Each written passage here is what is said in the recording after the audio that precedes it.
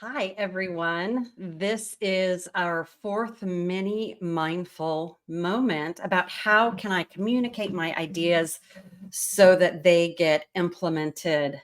I am super excited to be here because this topic has really lit me up as I was doing some research on this to just get my head in this space. I learned a whole bunch of stuff. So I'm going to share some of that with you and I'm excited about that. So I'm going to go ahead and share some slides with you as background for this event. And I'm just checking to see, I want to make sure I've switched to using StreamYard to do my live stream. So it would be great. And actually, I'm going to switch here so I can see comments. I would love for those of you who are live and who are here with me during the live event, if you could just put your comments in so that I can see who's here, that would be awesome. Super good. Okay. So again, this is our fourth mini mindful moment. How can you communicate your ideas so that they get implemented? So I am Karen Tax, and I'm an executive coach and business consultant. I focus on leadership, culture, and strategy. And with my IMX approach, I guide leaders at all levels of organizations to discover, I like to think of it as your inner genius, and to wield healthy personal power in collective ways. So as a result, clients gain confidence in the value that they're creating. They tend to have more opportunities happen, including things like fundraising, earning more, and an ability to navigate complex and demanding situations while also creating agile work environments where everyone can win. And so one of the ways I do all of this is using mindfulness practices to develop leadership, and in the case of this mini mindful moment, communication skills. So the issue with sharing your great ideas so that they get implemented and have impact is it can be so frustrating because they tend to get lost. They have this way of getting caught up in the busyness of what you have going on, or simply just never being heard by people who don't have the bandwidth to be able to listen. And still, the problems that inspired your great ideas persist, and your frustration grows, right? Like, so when are things going to get better? And what can you do to create the conditions that will allow you and your great idea to be heard? Great. Hey, Rachel, I'm glad to see you there. And it's yay, I get to see somebody. Thank you. So I want you to let me know your questions with this topic, whether those questions are live or whether they come from the recording, watching this on either LinkedIn or on YouTube. I really on this topic want to know, where are you getting frustrated, and did we hit the mark with the information that we shared on the experience? Questions during the live stream, I'll do my best to answer those as I go through, and we will have a Q&A at the end where I will stop the recording so we can just connect directly. So in traditional hierarchical organizations, they tend to function like machines where power and authority are centered at the top of the organization, with less and less power and authority available as you move down into the organization. So as people and organizations develop over time, businesses are actually evolving to function more like living organisms in agile ways, right? So you can see this trend in agile organizations where power and authority are distributed throughout the organization as needed. So characteristics of agile organizations, let me move into that slide. The living organisms, this is, I always come back to these birds murmuring. That's what a living organism is like. And agile organizations, you see this power and authority distributed. So, exactly what does that look like? You see, organization, or it could be the org chart, which is functional. That might still look hierarchical, but when you look at workflows and work to value through lines, the structure is flat and flexible. You'll see empowered employees with decision making distributed throughout the organization. You see continuous improvement conversations happening every single day.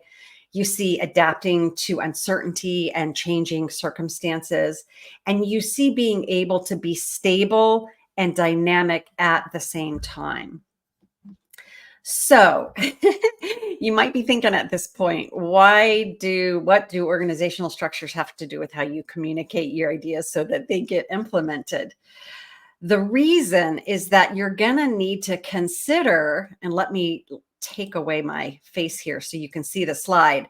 You need to understand what the context is that you're in, or that as a leader that you want to be creating so that you can communicate your ideas. So it's important to remember that change is constant, and mechanistic organizations don't respond well to change. They tend to be very rigid and slow in their decision making because everything has to go up through the top. But this was the information that I found that just kind of lit me up. I found this from McKinsey. The article name is down here at the bottom. According to McKinsey, fewer than 10% of non-financial S&P 500 companies that were existed in 1983 remained in 2013. So you can think of that as organizations that aren't banks. And the S&P 500 tends to be more traditional, less tech kinds of organizations.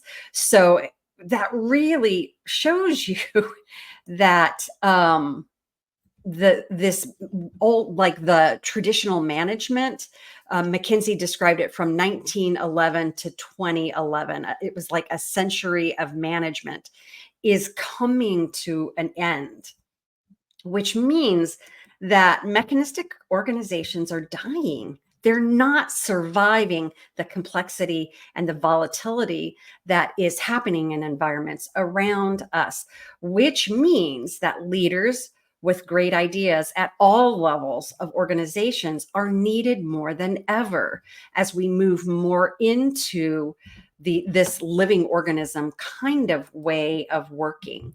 So I want you to keep in mind that in mechanistic organizations where that's all there is, we still want mechanistic structures to organize us. I'm not saying we don't want that, but mechanistic only is a context within which not everyone has a voice. And in living organisms, it's a place where everyone has a voice that wants to have a voice. So whether you're a CEO or a custodian, I'm going to pop my face back in here. You will need to understand the needs of your customers and stakeholders in order to communicate your ideas so that they get implemented. So another way of saying this is, who cares about your idea? Who would care? And what specifically do they care about your idea? So you will need to consider the dynamics that are around you, right? Because we're still in a time, it's not like we hit 2013 and that was the end of it for mechanistic. We're in this transition time from mechanistic organizations to living systems organizations. And there are many people who are still coming from this power over dynamic of traditional hierarchical organizations, right? So these dynamics make it really hard for new ideas to get heard. And in a traditional idea, the idea of a new idea is oftentimes seen as a threat. So it's power and authority is hierarchical. I'm powerful over you. And so a new idea comes in and it will turn into a power struggle. Either I'm right or you're wrong or you're right. Either I'm right or you're right, which we can't both be right. So the way people hear this is it's either do it my way or your way. So a side effect of this dynamic is silo thinking. And this is still rampant out there, where power dynamics are resolved by carving out the functional territories. Those are the functional areas of a hierarchical organization. But this gets in the way of cross-functional workflows and optimization. I'm now calling this work to value through lines, or flows of energy and information within the living organism of your business. Okay. And so there's that. And because our education system is still rooted in mechanistic ways of thinking, where there's power over dynamics can be very persistent. It's like I'm the teacher in front of the classroom and I am imparting. Now, I want to make sure that I say my mom and my grandmother were both teachers, and they would take issue with this. And I know a lot of teachers who would take issue with this, where there's mutual learning happening. And the administrative structures and the way learning often happens in traditional public education, it still tends to be this way. My husband and I, we sent our kids to a Quaker school because we didn't want them to have that experience, at least initially. And then when they started high school, they went into a public high school with more traditional education structure. And it was tough for them. We had to have conversations with them like, look, this is a game that's being played. It's just the way people are doing it. And it's not the only way, but it's also a way that's still pretty common out in the world. So use this as a way to learn one way of working, getting things done. And remember, there's others, and you get to decide how you want to participate in the workforce. So what you will need to do to share your ideas, I want you to think about this as market research or creating feedback loops. So depending on the situation and the idea, this would mean that you don't expect people to get it at first. There may be some power reactivity to it. So listen, put it out there, and then listen to how your idea is being heard so that you can discern the perspective and the needs of your customers. Or you could just do straight up market research and ask them specifically, right? But if you have a specific idea and you want to adjust it, then you're going to want to get pushback on that idea. So ultimately, what you want to do is adjust your idea to make sure it holds the kernel of your perspective and talents, and then the language of your customers and stakeholder needs that they can understand, that they can relate to. Okay. Let me know if you have questions about any of this. So the thing that I use, I think of this, I don't know, as maybe inspiration. There's this, I think he was a theologian, Frederick Buckner. He said, this saying that I have up here on the slide, I think of it as a way of guiding us in how many diverse ideas and needs can converge into a compelling story of authentic progress and impact. And what he said is that we are called to a place where your deep gladness, you, and the world's deep hunger meet. So I'm going to say that again. We are called to a place where your deep gladness, each one of us, and the world's deep hunger meets. So places where these two unique perspectives come together to meet a need, this is where magic happens with ideas. Okay, so to communicate your ideas so that they get implemented, you'll need to be a leader of change, thinking from a business perspective with a clear sense of your personal power that's not disrupted by the external power struggles that you're seeing or dynamics. And I think of this personal power as your X factor. This is where you're coming from the essence of you and you're clear.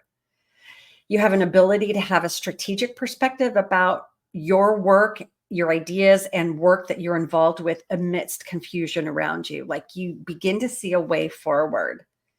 You need to have a willingness to hold your ideas loosely and evolve them, where you're not driven by your small ego or your need to be right or to prove yourself, right? But it's really truly, I have this great idea and I see a need. How do I hit that place of magic where that ignites?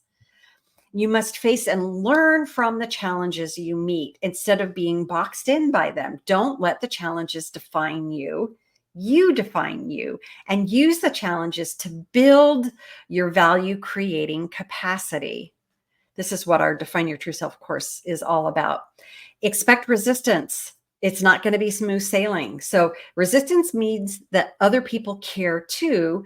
And that resistance can actually be an opening for a way forward for your idea. If people care, then go there and listen to them and be an example of your idea and what that might look like, letting the challenges that you face in implementing your idea change you. You evolve. You and learn how to stay true to yourself in the process. Okay, so another way of saying this is be the change that you want to see in the world. So, an example of this kind of leadership is one of my clients who's a chief human resources officer. She's been patiently waiting for her executive team to be ready for more strategic and strategic and in cultivating her culture in their organization, just to be able to focus on their culture. So she's seen the need. We've discussed lots of ideas and PowerPoint slides, and they haven't been ready. So in the meantime, she's gotten coaching for herself and her team. She's getting trained in clinical psychology herself, so she's better prepared to support and communicate with others. She's not waiting for the executives to change. She's actually starting the change herself by the initiative that she's taking and influencing differently within the organization. So as things have become more intense for the business, it's interesting. The pressures from investors and the market, and there's been a health crisis thrown in there. The executives have now become more receptive to the new ideas, and my client is more prepared to communicate her ideas based on all this work that she's been doing. So the key is to be able to stay engaged with steps that lead you and others toward your idea. Okay. Oh, I just gave that example. So remember that your idea is not the only game in town, right? It's something that you're going to need together to weave together with other ideas within the complexities of your business and market. So as leaders and game changers, we are people who are navigating in and influencing all kinds of complexities that are bigger than our wee little rational minds can hold. So let your idea be the beginning for you of something that's bigger than you, that's already at play. Okay, that you're going to become a part of. It's not just up to you and your heroic effort to get your ideas implemented. So, as always, all of our mini mindful moments are guided by a tool I created called the IMX Compass, based on the rhythms of the seasons and the days, which is something that we can all relate to. And I provided an experience of the compass in our first practice. So, there's a link in the description to all of the different mini mindful moments. You can get to that first one from there. And communicating your ideas, that falls within the self and community direction of the IMX Compass, where we're working on coordinating the work of many people. So from here, this is a great way to think of weaving your idea into the context of the community of your organization. Whew. So I know that was a lot, but it's juicy stuff. So as we dive into today's practice about how you can communicate your ideas so they get implemented, I want you to consider that, again, that this isn't up to your heroic efforts, and that's what's going to matter more is your willingness to just stay engaged in the face of challenges, to change yourself in that process, and not to be attached to specific outcomes, but more willing to engage in a living process that's unfolding with others to discover what will serve both you and them, your customers and stakeholders, where your deep gladness and the needs of others, the deep hunger of others converge. So let's go ahead and dive into the practice now. I'm going to change the view here so that it's just me and you. Just let that information that I shared, just let it go for now. And go ahead and close your eyes.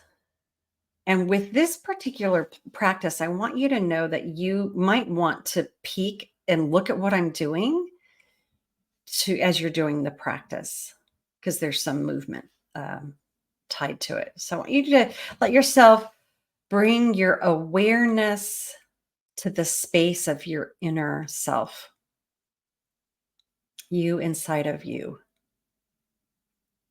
And let all of yourself arrive here, whatever that means to you. So, all the things that you need to do right now in this moment, those can wait. Now is the time for you to receive from me and from life around you so that you're nourished and energized by this experience. So notice how you're showing up in this moment, your thoughts, your feelings. Notice your energy. As you breathe, that will bring awareness to you of your aliveness as you breathe. Let yourself settle. And notice whatever feels like your center. Sometimes people feel that as a midline along the spine. Sometimes people experience that as the dantian below your belly button. Just whatever feels right to you as the core of you, the center of you.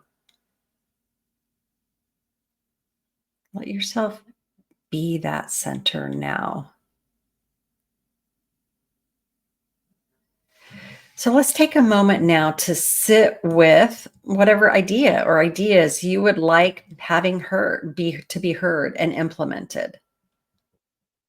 What's cooking for you? Let yourself think about it. Let yourself feel the hope and motivation and excitement that you have for your idea or ideas. Whatever deep gladness you have about your ideas.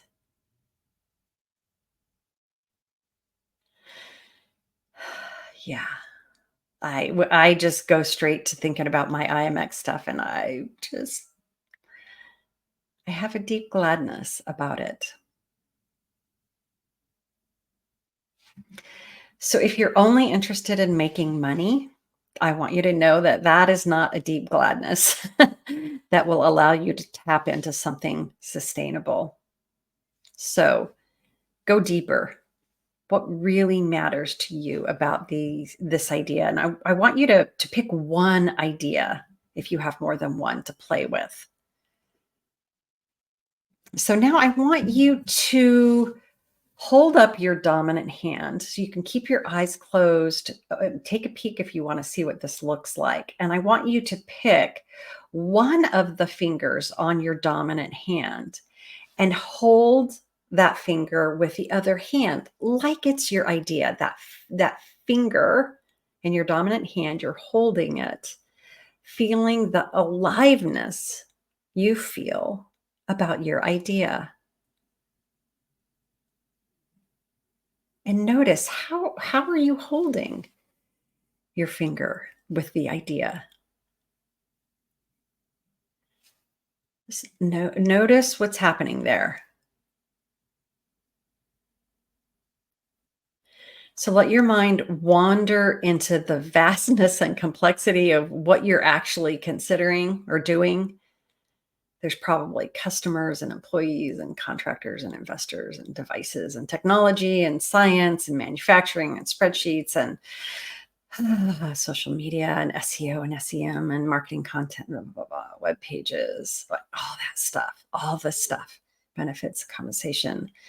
Ooh, your idea, like what are all the things it connects to?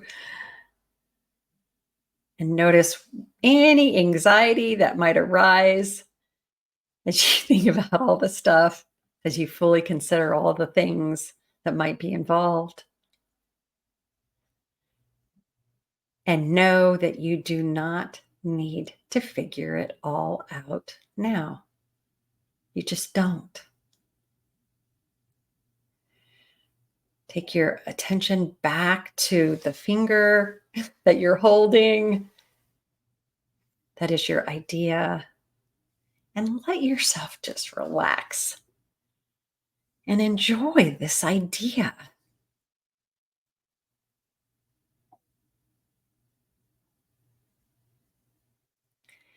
Let yourself feel some excitement building. So now let your mind wander into the deep need, the deep hunger in the world that you are wanting to address. So now let your other hand, the non dominant hand, and this whole hand be like this deep need, the hunger in the world. This hand represents the very real need in the world that you are addressing. Dominant hand, finger, this is your idea. And now let your hand, your finger and hand with the deep need interact. And notice what happens.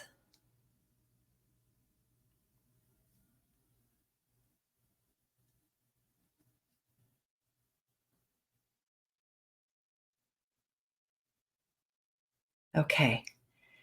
Come back now to your dominant hand and notice all of your fingers on that hand. There's the finger that was your idea and then all the rest of the fingers. Let all those other fingers represent all the other ideas that are out there that also want to address this deep need.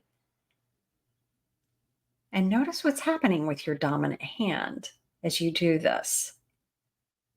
Your idea with all the other ideas. There's no power plays happening here because all of the ideas are all a part of the same hand. This is your hand, you as a living organism. So take a deep breath now and let your whole body relax and let yourself feel the natural interplay that can happen between your idea and other ideas.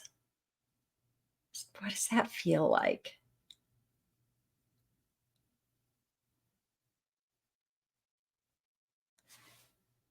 The other hand, you might still be aware of the deep hunger in the non-dominant hand, bunch of ideas in your dominant hand. So we have arrived in this moment in an awareness and experience of being a living organism, which is you, which is also like all of the other independent and interconnected living organisms on planet Earth. We're all connected in some way. So I want you to consider how you might share your idea as one finger, speaking to the other fingers on that hand from a place of being relaxed, and curious, and open and engaged. You're not worried here about who's right or who's wrong. You're not trying to please, not trying to prove yourself. But instead, you're curious, how is this all going to come together to meet this deep need in the world?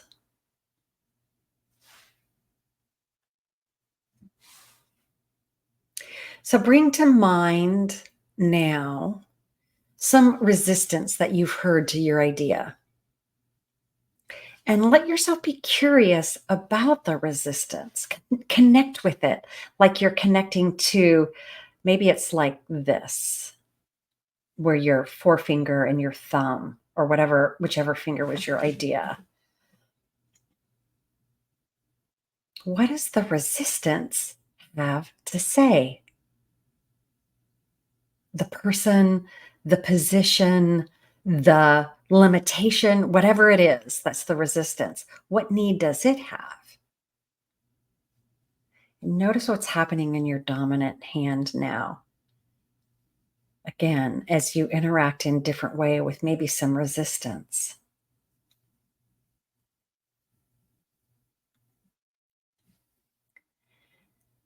Now go ahead and bring your other hand, the non-dominant hand, into your awareness as it's holding the deep need in the world to you and others that you want to address. Just bring your hands together and notice, how do they want to interact?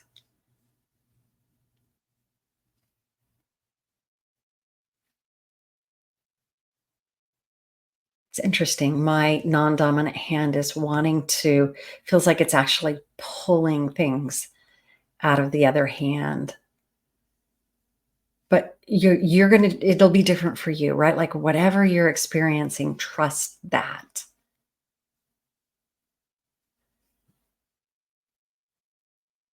Be with the experience.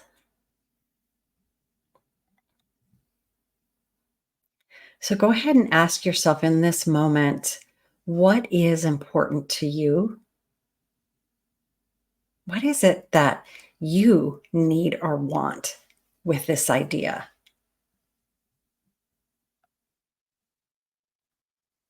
That's you. Now I want you to go to the deep need from the perspective of the deep need in the world and ask it, what is important to you? And what do you need?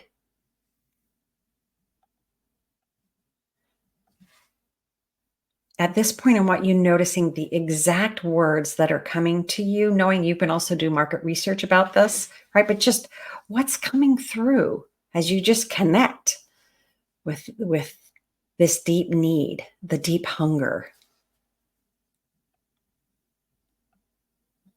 All right. And noticing, keep noticing how your hands want to interact. So we have what you want and what's important. We had the deep need, what it wants. So how is your idea evolving as it interacts with this deep hunger and the ideas of other people involved?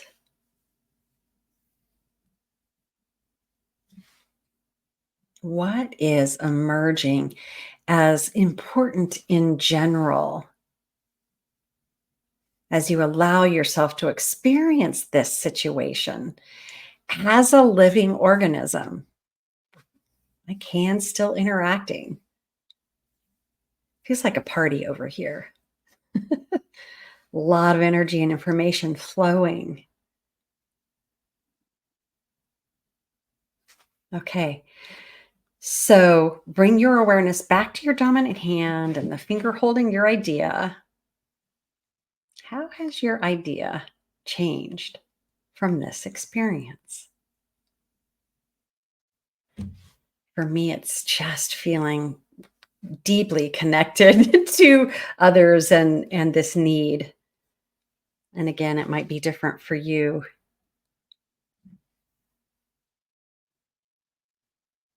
So allow yourself to feel as you can how integral you are to addressing this deep need in the world with others. It's not trivial. that you have this idea and that this idea is needed.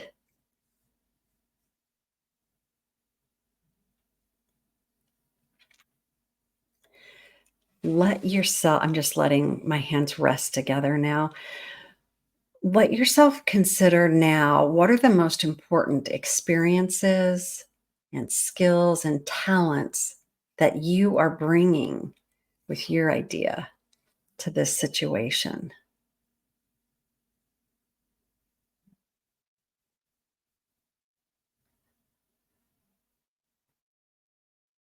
What specific needs will you be addressing? And as you continue to be connected with the whole of this entire experience, what do others need to be able to hear what you have to say? Go ahead and ask yourself in this kind of mindfulness, what do others need to be able to hear you?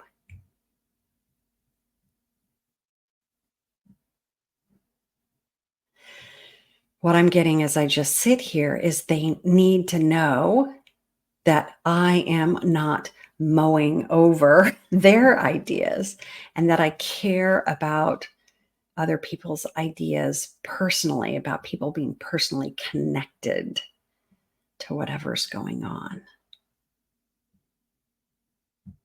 But what are you hearing about what people need to be able to hear you?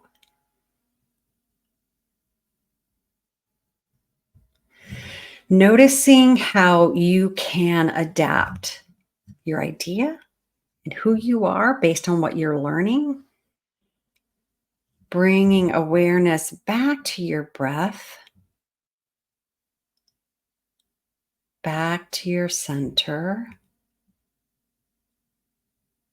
noticing how you, the core of you, still here, still alive, maybe even more alive.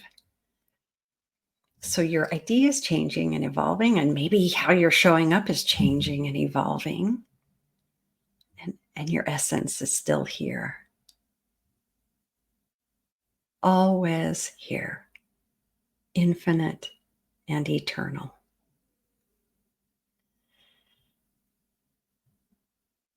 Just feel what that feels like to be deeply true to the core of who you are and the vision you have with this idea, and engaged with that, with others, and this deep need and hunger in the world, how it can bring you even more alive.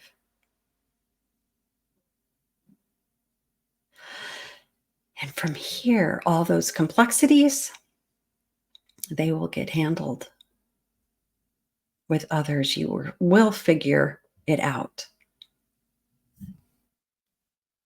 So I want to remind you that you do not need to sell your soul for this idea. You can let your experience with this idea and with others bring out more and more of the core of who you are and your vision as you're meeting this deep hunger in the world. This is what functioning as a living, an agile living organism looks like and feels like. So I want you to take a moment to acknowledge yourself for the true gift that you are. You can maybe like give yourself an internal high five for showing up to do this most awesome adventure that you're involved with this idea. And feel some celebration for what's here now and what's to come in the unfolding of you bringing this idea to life. So go ahead and wiggle your hands and your body, your toes, and open your eyes. This was definitely a longer practice. As you go through the day, what I want you to do is this whatever energy that got cultivated from this practice, your gladness, your deep gladness here. I want you to bring this to the activities of the day and just see how you feel. See what it's like here. So I will go ahead and move into a Q&A after I stop the recording. Um, I do want to say that I have a tool that I'm working on that will guide you to identify the needs of your customers and stakeholders that will capture some of the information that I stirred up in this mindfulness practice. And it's in the shape of like a mini business plan. So let me know in the comments below if you'd like to see this tool. I haven't finished it yet, but if I know that you want it, I'll be really motivated to get it done. And of course, I'd love to see your questions and thoughts in the comments of the recording of this. So please let me know what you're thinking. And of course, like the event, like the recording, that's always helpful to have people acknowledge what's happening here. So thanks so much for being here. And I will stop the recording.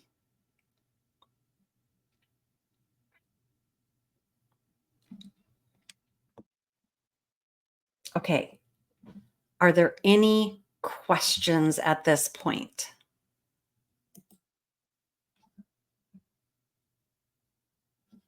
Okay.